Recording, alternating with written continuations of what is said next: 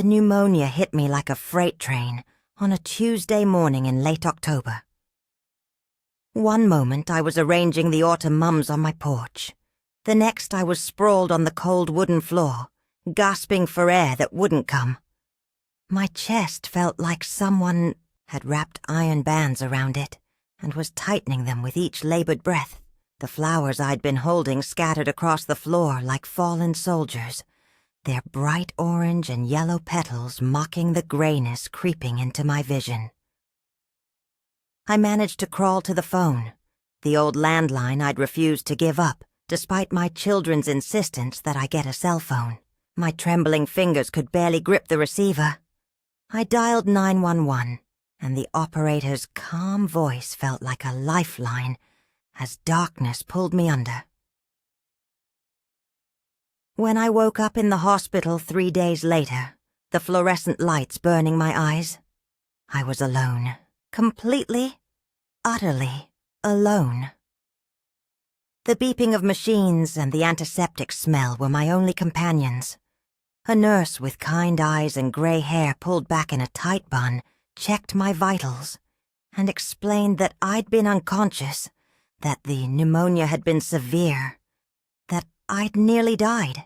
"Your emergency contact has been notified," she said gently, adjusting my IV. "I'm sure they'll be here soon." But I knew better. I'd raised 3 children by myself after their father walked out, when the youngest was still in diapers. I'd worked 2 jobs, sometimes 3, to keep a roof over their heads and food on the table. I'd attended every school play, every parent-teacher conference, every sports game, even when exhaustion made my bones ache.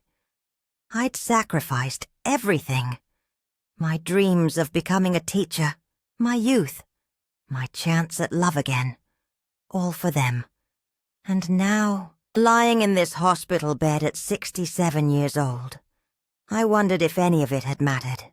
My oldest, Richard, was a successful corporate lawyer in Manhattan, 43 years old, married to a woman who looked at me like I was something she'd scraped off her designer shoe. They had 2 children I barely knew, who called me Grandma, Eleanor, in stiff rehearsed voices during their obligatory holiday visits. Richard had been a sweet boy once, always trying to help, always protective of his younger siblings. But somewhere between Harvard Law and his 6-figure salary, he'd forgotten where he came from. He'd forgotten the mother who'd sewn his Halloween costumes from bed sheets and had eaten crackers for dinner so he could have meat on his plate. My middle child, Jennifer, was a real estate agent in California, 40 years old, divorced twice, always chasing the next big sale, the next commission check. She called me once a month, dutiful and distant, our conversations lasting exactly 7 minutes before she'd manufacture an excuse to hang up. "Sorry, Mom, I have a showing." Or, "Mom, I've got a client on the other line." Jennifer had been my wild child, the one who'd tested every boundary, who'd screamed that she hated me when I wouldn't let her go to that party when she was 16. She'd grown into a beautiful woman who kept everyone at arm's length, including me. Then there was Daniel, my youngest at 37. Daniel, who still lived in the same small town where I'd raised them, just 15 minutes from my house. Daniel, who worked as a mechanic at Joe's auto shop, his hands perpetually stained with grease no matter how hard he scrubbed. Daniel, who'd never married, never had children, who everyone said hadn't amounted to much. Daniel, who I'd worried about the most, who'd struggled in school, who'd been called slow by cruel teachers who didn't understand that he just learned differently. Daniel was the one I'd called when the operator asked for my emergency contact, though I'd listed all 3 of my children on the hospital forms. 4 days passed. The pneumonia slowly released its grip on my lungs. I graduated from an oxygen mask to a nasal cannula. I could sit up without feeling like I was drowning, I could eat the bland hospital food without vomiting, and still, I was alone. On the 5th day, a Saturday afternoon, I heard footsteps in the hallway. My heart leapt stupidly, hopefully. The door opened, and there stood Daniel. He looked terrible. His eyes were red-rimmed, his face unshaven, his work jacket wrinkled like he'd slept in it. He had a plastic grocery bag in one hand and a bouquet of cheap carnations in the other. The kind you buy at the gas station. "Mom," he said, and his voice cracked. He crossed the room in 3 long strides and dropped to his knees beside my bed, careful not to disturb any of the tubes and wires. Tears streamed down his face. "Mom, I'm so sorry. I came as soon as I could. I was up in northern Michigan helping Uncle Pete with his roof when you called, and my phone died, and I didn't get the messages until Thursday night. I drove straight through. I'm so sorry I wasn't here." I touched his face, feeling the rough stubble under my palm, and something in my chest that had nothing to do with pneumonia finally eased. "You're here now," I whispered. Daniel stayed. He took a week off work, unpaid because he'd already used all his vacation days helping his uncle. He slept in the uncomfortable hospital chair that couldn't have been good for his back. He helped me to the bathroom when I was too proud to use the bedpan. He made the nurses laugh with his corny jokes.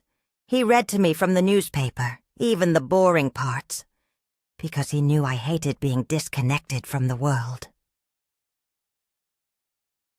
He brought me real food, a burger from that diner I loved, chocolate pudding-like. I used to make for them when they were kids. Coffee that didn't taste like hot water passed through a dirty sock. He combed my hair and told me I looked beautiful, even though I knew I looked like death warmed over. He called Richard and Jennifer every single day to give them updates, even though they never asked him to.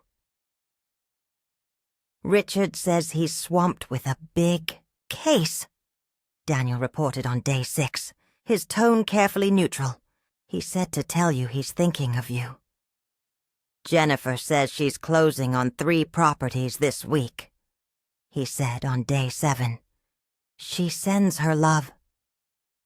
I noticed what he didn't say, that neither of them asked when they could visit, that neither of them offered to help, that neither of them seemed particularly concerned that their mother had nearly died. On day 8, the doctor cleared me to go home, but with strict orders. Bed rest for 2 weeks, no stairs, no exertion, someone to check on me regularly. Daniel didn't hesitate. "I'll stay with you, Mom," he said. "I already told Joe I need more time off. You can't afford that," I protested weakly.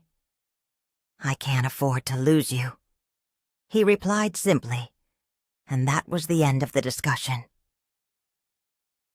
He drove me home in his beat-up Ford truck that smelled like motor oil and pine air freshener, driving carefully over every bump, apologizing each time I winced.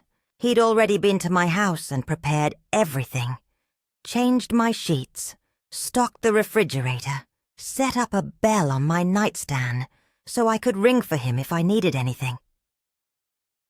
That first night home, as I lay in my own bed with Daniel sleeping on the couch downstairs, I made a decision. I'd been thinking about updating my will for years, always putting it off, telling myself I had time. But pneumonia had taught me that time was a luxury, not a guarantee. The second week of my recovery crawled by with the maddening slowness of healing. Each morning, Daniel would appear at my bedroom door with a tray, scrambled eggs cooked just right, toast cut diagonally the way I'd always done for them when they were children, and tea with exactly 2 sugars. He'd open the curtains to let in the morning light, fluffing my pillows and asking a dozen times if I was comfortable, if I needed anything, if the room was too cold or too warm. "You're fussing," I'd tell him, but secretly I loved it. When was the last time someone had taken care of me? I couldn't remember. After their father left, I'd become a fortress. Impenetrable and self-sufficient because I'd had to be. There was no one else to rely on, no one to catch me if I fell. I'd learned to fix the plumbing myself, to change my own tires, to handle every crisis alone. Accepting help felt foreign, uncomfortable, like wearing someone else's shoes. But Daniel made it easy. He never made me feel weak or pitiful. He'd just smile that gentle smile of his and say, "Let me, Mom. It makes me feel useful." On the third day home, my phone rang. I recognized Richard's number and felt a flutter of something. Hope, maybe. Or the ghost of it. "Mom, how are you feeling?"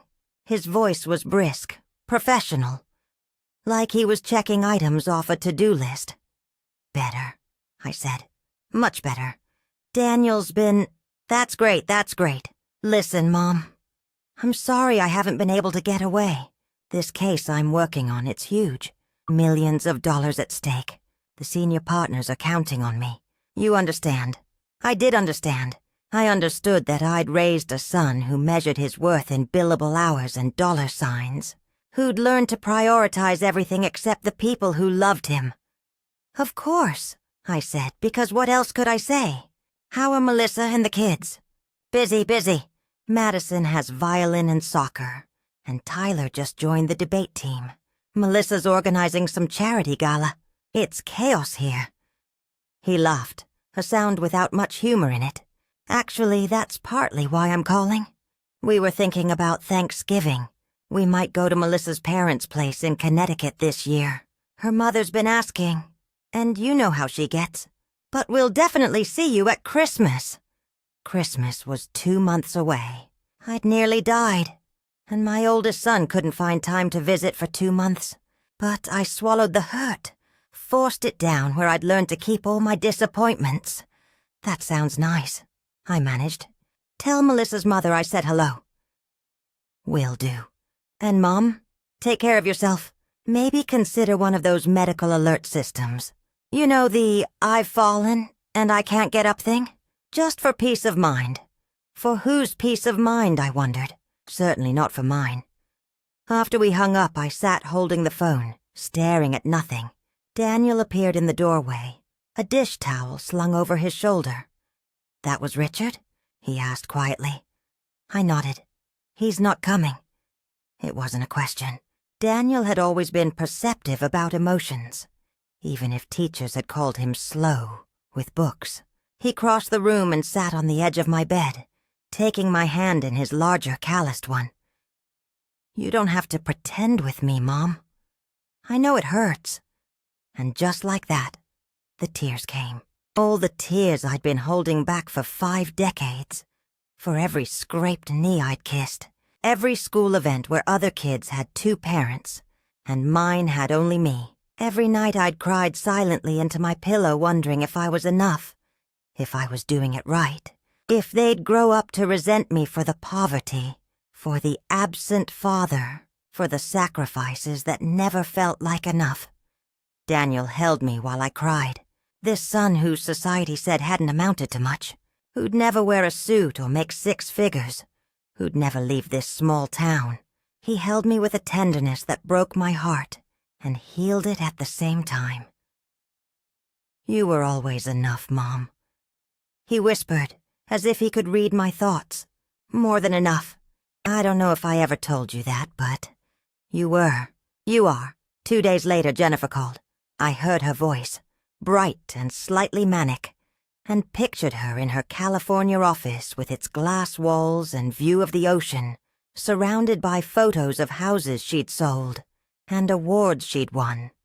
"Mom, oh my God, I'm so sorry I'm just now calling. Daniel texted me about your pneumonia, but I've been absolutely slammed. You would not believe the market right now. Interest rates are crazy, and everyone wants to buy before they go up even more. I just closed on a $4 million property in Malibu. $4 million! My biggest sale ever? That's wonderful, honey," I said, trying to inject enthusiasm into my voice. "Anyway, how are you? Daniel said you're home now? That's good, right? I was so worried. Well, I mean, I would have been worried if I'd had time to think about it, but you know how it is. Work, work, work. I let her talk, listening to her chatter about staging and open houses and difficult clients. She barely paused for breath. Finally, she wound down. So anyway, I'll try to come visit soon. Maybe at Christmas or after New Year's. Things always slow down in January. We'll have a proper visit then. Jennifer, I said, and something in my tone must have gotten through because she actually stopped talking. Do you remember when you were 7 and you had that terrible flu? You were so sick, vomiting and feverish, and you were scared. You cried and said you thought you were dying. Mom, where is this? I sat with you for 3 days straight. I barely slept. I held your hair back when you got sick. I read you stories and sang you songs and promised you that you weren't going to die, that I wouldn't let anything happen to you. Do you remember that? Silence. Then, quietly, I remember. I almost died, Jennifer. I had pneumonia. My lungs were filling with fluid. I was unconscious for 3 days. But Daniel said you're okay now. Her voice had changed, become defensive.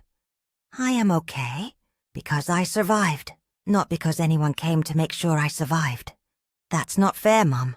I have responsibilities, a career, bills to pay. I can't just drop everything and fly across the country every time. She stopped abruptly. Every time what? Every time your mother nearly dies? How often do you think that happens? Another silence, heavier this time. When Jennifer spoke again, her voice was thick with tears. I'm sorry. You're right. I should have come. I don't know, Mom. I don't know how I became this person who's too busy for her own mother. I don't know when that happened. I know when, I said softly. It happened gradually. The same way I became invisible to you. The same way I became an obligation instead of a person. It happened while I was busy being proud of your success and not wanting to be the kind of mother who demands attention. Mom, don't say that. You're not invisible. Then tell me, Jennifer, when was the last time you called me just to talk? Not because it was Mother's Day or my birthday or some obligation, but just because you thought of me and wanted to hear my voice. I heard her breath catch, heard the realization hit her. I'll do better, she whispered. I promise, I'll do better. Promises are easy, sweetheart. It's the keeping them that's hard. After we hung up, I felt exhausted, wrung out like an old dish rag. But I also felt something like relief. I'd spent so many years swallowing my hurt, pretending I didn't need them as much as they didn't seem to need me. Maybe it was the pneumonia, or maybe it was almost dying. But I was done pretending. Daniel made me chicken soup from scratch that night. The kind that takes hours to simmer. The kind you make because you love someone.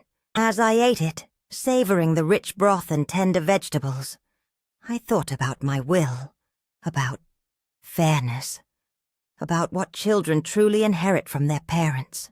By the 3rd week, I was strong enough to sit in my rocking chair by the window, wrapped in the Afghan I'd crocheted 20 years ago. The autumn leaves were falling in earnest now, carpeting my small yard in shades of rust and gold. Daniel had raked them twice already, but they kept coming. Nature's reminder that some things can't be controlled or cleaned up permanently. I watched him through the window now, raking again, his breath visible in the crisp November air. He'd lost weight these past weeks, I realized. Taking care of me, working reduced hours, probably not eating properly himself. The guilt gnawed at me until he looked up, caught me watching, and grinned. That same wide, uncomplicated smile he'd had as a boy. He waved, and just like that, the guilt transformed into something else. Gratitude, maybe, or recognition of something I'd been too blind to see before.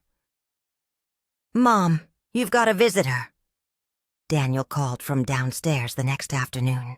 I heard the surprise in his voice, and my heart did a foolish little leap. Richard, I thought, or Jennifer. Maybe one of them had actually come. But the woman who appeared in my doorway was neither of my daughters. Margaret Chen had been my neighbor for 15 years, ever since she and her husband bought the house next door. She was 72, a retired schoolteacher with silver hair she wore in a neat bun, and eyes that missed nothing. "Eleanor," she said, settling into the chair beside my bed, with the familiarity of old friendship. "You look terrible," I laughed, which still made my chest hurt a little. "You always were brutally honest, Margaret." "Someone has to be. I brought you sesame chicken from that Chinese place you like. Daniel said you're getting tired of his cooking, though he's too modest to admit he's been cooking at all." She set a warm container on my nightstand. "And I brought something else. Something I've been meaning to give you for a while now. But the timing never seemed right. Maybe there's no right time for this kind of thing." She reached into her large purse and pulled out a thick envelope, cream-colored and official-looking. "I updated my will last month, Eleanor. After Harold died, I realized I'd been putting it off for years, always thinking I had more time. The lawyer who helped me, David Hirsch, over on Maple Street. He's excellent. Patient, thorough, reasonable rates. I thought you might want his number." She placed a business card on top of the envelope. Our eyes met, and in that moment I knew that Margaret understood. She'd probably been watching from her window, had seen Daniel's truck arrive and stay, had noticed that no other cars appeared in my driveway. Margaret had always been observant. It was what made her such a good teacher. "She'dn't complicated," she said softly. "Harold and I had 3 ourselves. 2 never even made it to his funeral. Said they couldn't get away from work. But our youngest, Patricia, she was there. She held my hand through the whole service, stayed with me for a month afterward. She's the one who inherits the house, Eleanor. The others get some money, some jewelry, but Patricia gets the house. Because she showed up, because she loved her father not for what he could give her, but for who he was." "Were the others angry?" I asked. Margaret's smile was sad and knowing. They were shocked. Felt it was unfair. But life isn't fair, Eleanor. Life is a series of choices, and choices have consequences. They chose their careers, their busy lives, their excuses. Patricia chose her father. I simply honored that choice in the only way I still could. After Margaret left, I sat holding the lawyer's business card, turning it over and over in my hands. The afternoon light slanted through my window, casting long shadows across the floor. I could hear Daniel downstairs, humming off-key while he did the dishes. He'd been humming a lot lately. Old songs from the radio, songs I used to sing to them when they were small. I called David Hirsch the next morning. His secretary scheduled me for the following week, and I felt a weight lift from my shoulders. The weight of a decision made, of action taken instead of endlessly deferred. Daniel drove me to the appointment, helping me into his truck with the same careful gentleness he'd shown since the hospital. He didn't ask where we were going, didn't pry. That was Daniel's way. Respectful, trusting, never demanding explanations. David Hirsch's office was exactly what I expected, lined with law books, smelling of old paper and lemon polish, with comfortable chairs and soft lighting that felt more like a living room than a place of business. The lawyer himself was perhaps 50, with kind eyes behind wire-rimmed glasses, and a handshake that was firm but not aggressive. "Mrs. Morrison, please sit. Can I get you some water? Coffee? Water would be lovely, thank you." He poured from a glass pitcher, the ice cubes clinking musically. Then he sat across from me, legal pad ready, pen poised. "Now, I understand from our phone conversation that you'd like to update your will. Can you tell me a little about your current situation? Your assets, your family?" I took a breath. "I have 3 children. Richard, 43. Jennifer, 40. Daniel, 37. I was married once, divorced 35 years ago. My ex-husband died in a car accident about 10 years back. I haven't remarried. And your assets? This house, which is paid off. It's worth maybe $250,000, according to the last assessment. I have savings of about $80,000. My pension from 30 years working at the textile mill, though that ends when I die. Some jewelry, my mother's engagement ring mostly. A few savings bonds. Life insurance policy worth $50,000. Not much, I know, but it's what I managed to save. David nodded, making notes. That's more than many people have, Mrs. Morrison. You should be proud. Now, typically, parents divide their estates equally among their children. Is that what you're planning? I stared at my hands, at the age spots and prominent veins, at the wedding ring I still wore, though I'd removed my husband's picture from the wall decades ago. No, I said quietly. No, that's not what I'm planning. David set down his pen. All right. Tell me what you envision. And so I did. I told him about raising 3 children alone, about working multiple jobs, about the sacrifices and the exhaustion and the fierce, consuming love that had driven every decision I'd made. I told him about the pneumonia, about lying in that hospital bed for 5 days, about the phone calls and the excuses, and the absence that spoke louder than any words could. Then I told him about Daniel. I told him about the carnations from the gas station, about the week of unpaid work, about the sleeping in a hospital chair and the patient combing of my hair. I told him about the chicken soup and the dishes and the humming while he worked. I told him about a man who the society said hadn't achieved much, but who'd shown me the only achievement that truly mattered, the ability to love without keeping score. I want Daniel to have the house, I said, and most of the savings, maybe $60,000. Richard and Jennifer can split the rest, $10,000 each, and the jewelry and personal items. Those go to Daniel too, to distribute as he sees fit. He'll be fair. He's always been fair. David studied me for a long moment. Mrs. Morrison, I need to ask you some difficult questions. Are you of sound mind? Has anyone pressured you to make this decision? I ask because unequal distributions often lead to contested wills, and I need to ensure this is truly your wish. I'm 77 years old, Mr. Hirsch, and I've never been more certain of anything. Daniel didn't ask for this. He doesn't even know I'm here. I'm doing this because it's right, because it honors what really happened, not what I wish had happened. Your other children will likely be upset. My other children have been upset with me for various reasons their entire lives. When they were teenagers, they were upset I couldn't afford designer clothes. When they went to college, they were upset I couldn't pay for everything. When I got sick, they were upset that illness isn't convenient. This will be one more thing for them to be upset about, but at least this time, I'll be beyond hearing about it. David Hirsch worked on my will for the next 2 hours, asking detailed questions, making sure every word was precise and legally sound. He explained that I could add a letter of explanation, not legally binding, but something that would clarify my intentions, that might help my children understand. Some people find it cathartic, he said gently, a way to say the things they never found the courage to say in life. I thought about that as Daniel drove me home, past the familiar streets of the town where I'd raised my children, past the school where they'd learned to read, past the park where I'd pushed them on swings until my arms ached. Did I want to explain myself? Did I owe Richard and Jennifer an explanation? That night, after Daniel had gone to sleep on the couch, he still refused to go home, insisted I still needed someone close by.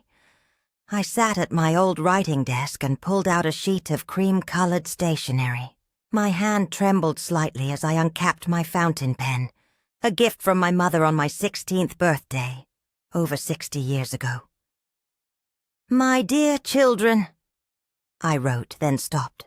Crossed it out. Started again. Richard, Jennifer, and Daniel. I wrote, by the time you read this, I will be gone. The words looked stark and final on the page. I stared at them for a long time, watching the ink dry, thinking about endings and beginnings and all the messy, complicated middle parts of a life. I wrote through the night, pouring decades of unspoken thoughts onto paper. I wrote about their father leaving, about the terror and loneliness of sudden single parenthood. I wrote about the jobs, the factory work, the weekend cleaning houses, the evening shift at the diner where I smiled at customers until my face ached. I wrote about missing their school plays because I had to work, about the Christmas when money was so tight. I gave them each one the small gift and pretended I preferred not to exchange presents.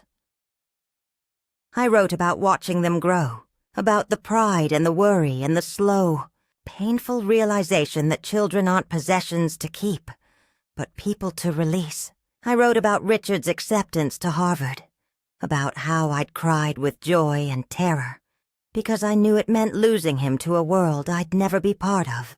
I wrote about Jennifer's wedding, both of them, and how neither time did she ask me to help plan, as if she was embarrassed by my small-town simplicity. I wrote about Daniel's high school graduation, how the principal had called him perseverant, in a tone that made it sound like an insult, and how I'd wanted to march up on that stage and tell them all how brilliant he was in the ways that mattered. I don't write this to make you feel guilty. I wrote as dawn light began filtering through the curtains. I write it because I need you to understand that love is not just a feeling. It's not something you claim to have while doing nothing to demonstrate it. Love is action. Love is sacrifice. Love is showing up even when it's inconvenient, even when it's hard, even when there are a dozen other places you'd rather be. Daniel showed up. When I was at my weakest, when I was frightened and alone, when I genuinely believed I might die in that hospital room with no one holding my hand, Daniel showed up. He didn't have the money for time off work. He didn't have the luxury of a salary that continues whether he's at his desk or not. But he came anyway. He stayed anyway. He loved me in the language I understand best. The language of presence, of care, of putting someone else's needs before his own comfort. This is not punishment for you, Richard and Jennifer. This is recognition for Daniel. There is a difference, though I'm not sure you'll see it. I have loved all three of you with every fiber of my being. I would have died for any of you without hesitation. But Daniel was the one willing to live for me, to disrupt his life, to sacrifice his own comfort. And that, my darlings, deserves to be honored. I signed it, sealed it in an envelope, and paperclipped it to the will documents. Then I went back to bed and slept for the first time in weeks without dreams. The holidays approached with their usual mixture of obligation and expectation. Thanksgiving was 2 weeks away, and I knew I needed to address it.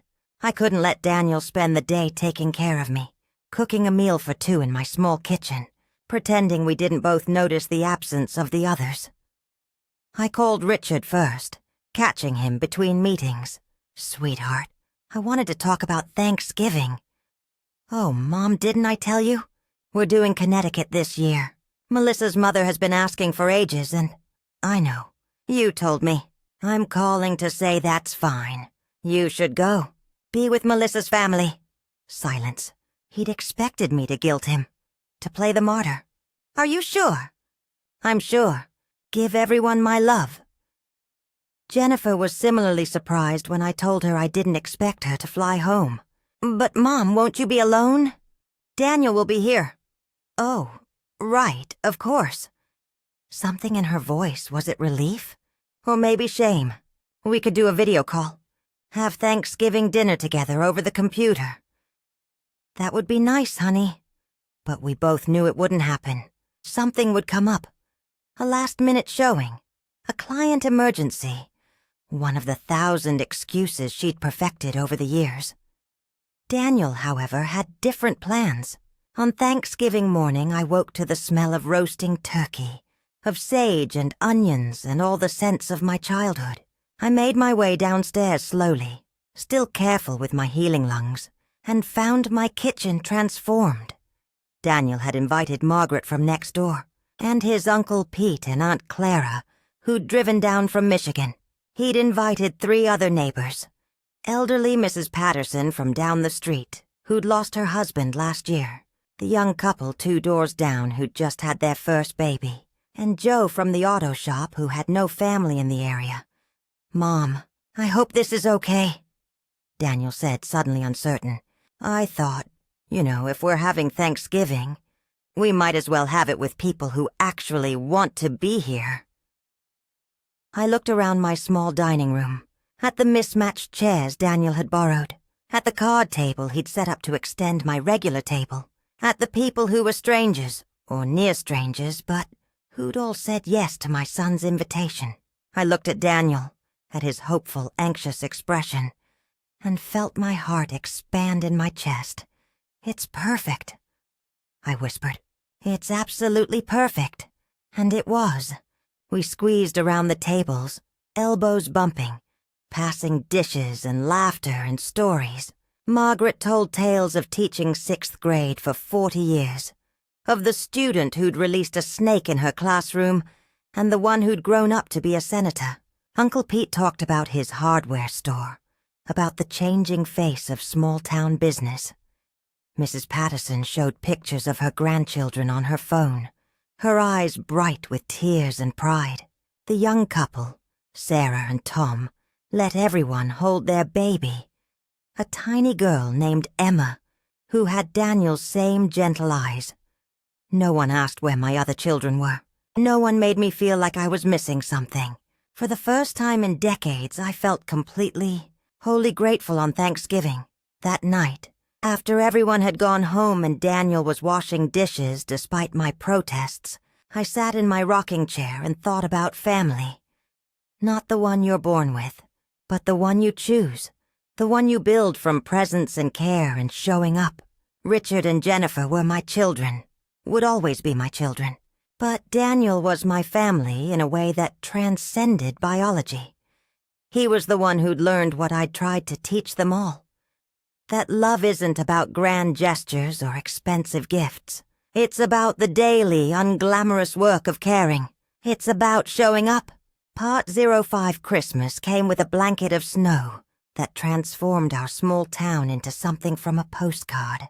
Daniel strung lights along my porch railing, the colored bulbs reflecting off the white drifts like scattered jewels. He set up my little artificial tree in the corner of the living room, the same tree I'd bought on clearance 30 years ago, its branches slightly bent but still serviceable. "We should get you a new tree, Mom," he said, fluffing the sparse branches. "A nice one." "This tree has history," I told him. "It's seen you all grow up. That's worth more than perfect branches." He smiled and continued decorating, hanging the ornaments we'd collected over the years. The clay handprints from when they were in elementary school, the photo frames with gap-toothed smiles, the popsicle stick creations that had somehow survived decades of packing and unpacking. Each ornament was a memory, a moment frozen in time when my children were small and needed me and didn't yet know how to disappoint me. Richard called on December 20th. "Mom, we're confirmed for Christmas Day. We'll drive up Christmas Eve, stay at the Holiday Inn, and come to your place around noon on Christmas. Is that all right?" My heart stuttered. He was actually coming. "That's wonderful, sweetheart. I can't wait to see you all. Jennifer's flying in too," he added.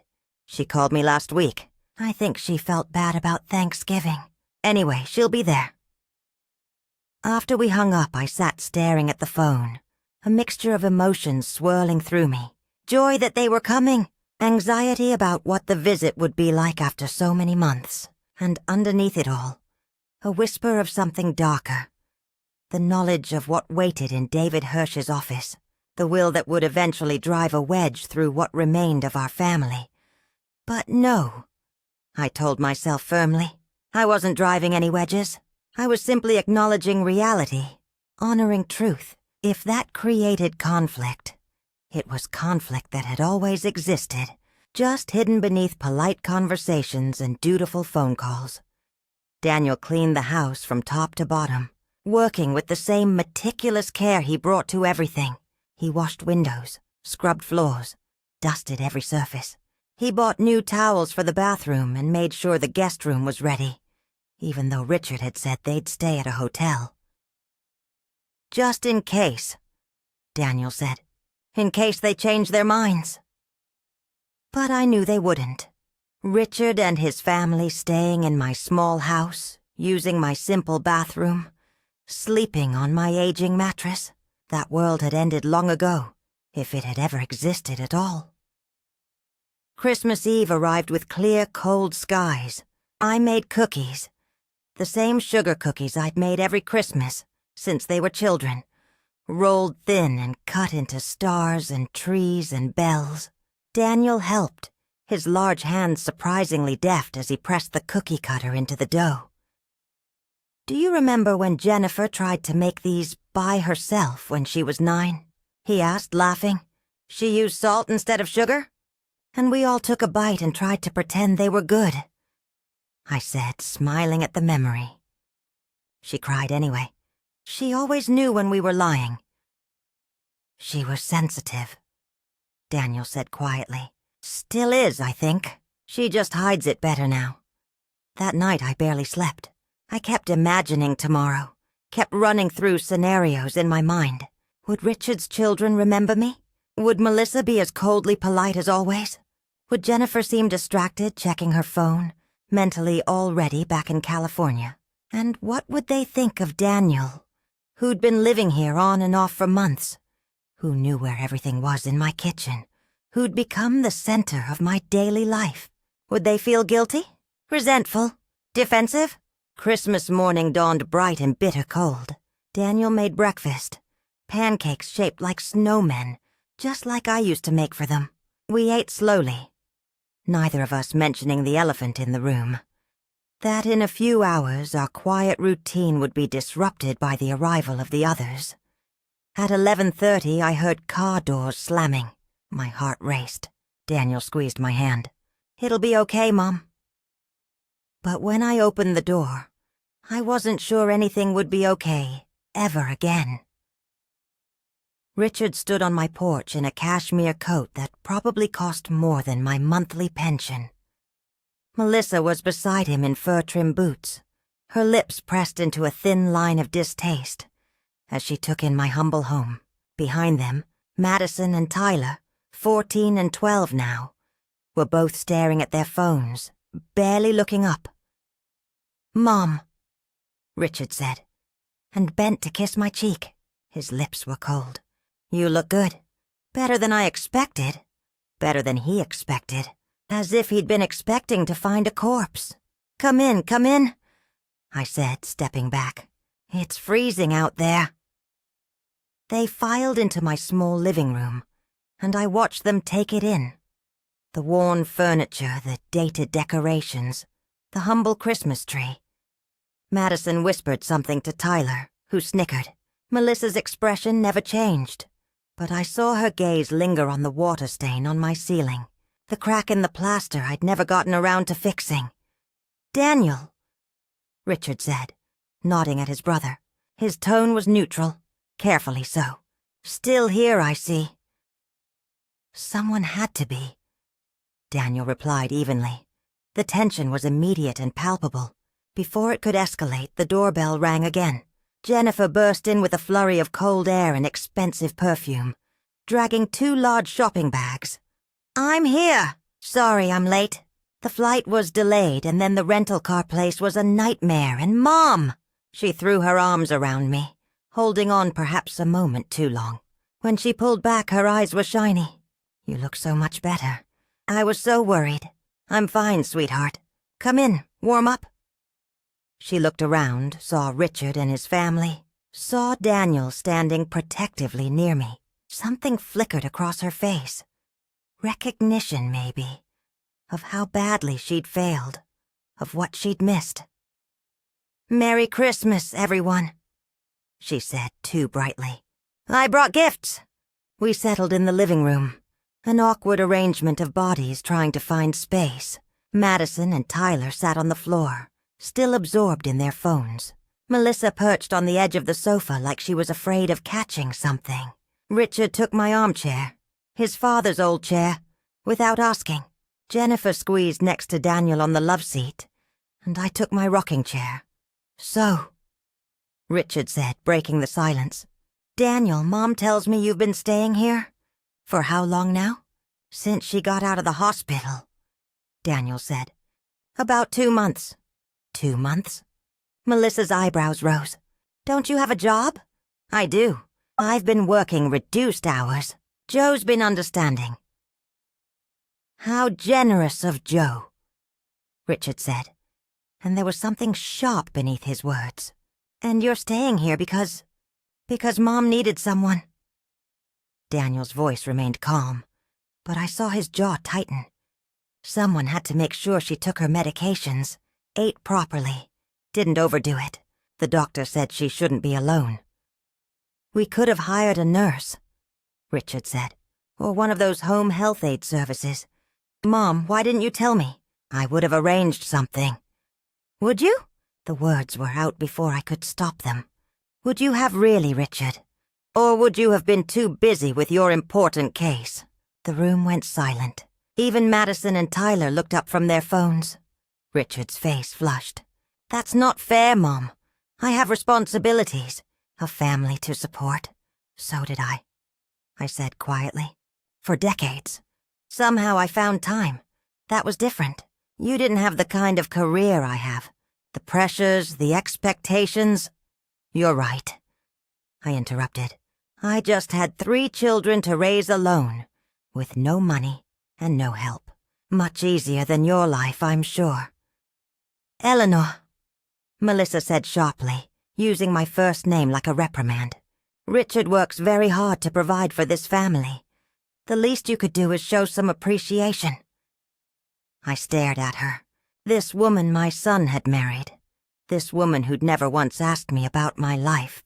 Who'd never shown the slightest interest in who I was beyond being Richard's mother. "Get out," I said. Everyone froze. "Mom," Richard started. "Not you. Her." I pointed at Melissa. "Get out of my house!" Melissa's mouth fell open. "Excuse me?" "You heard me. This is my home. My son Daniel has been living here, caring for me, sacrificing his income and his comfort because he loves me. You don't get to come into my house and diminish that. You don't get to lecture me about appreciation." "Mom, calm down," Richard said, standing.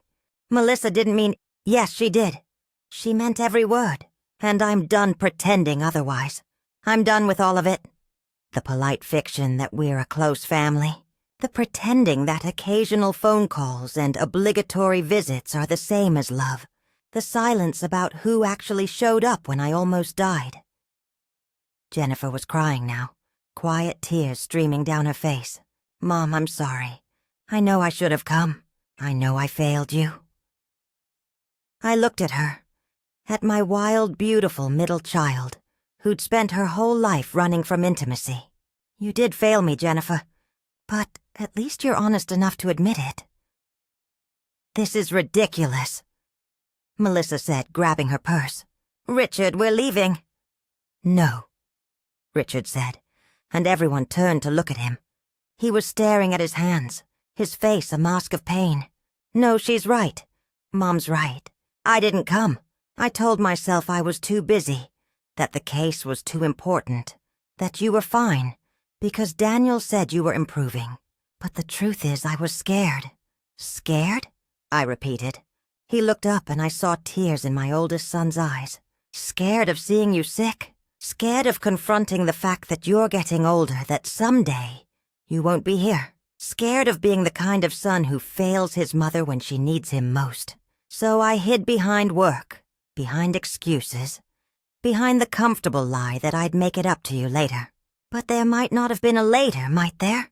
You almost died." The words hung in the air.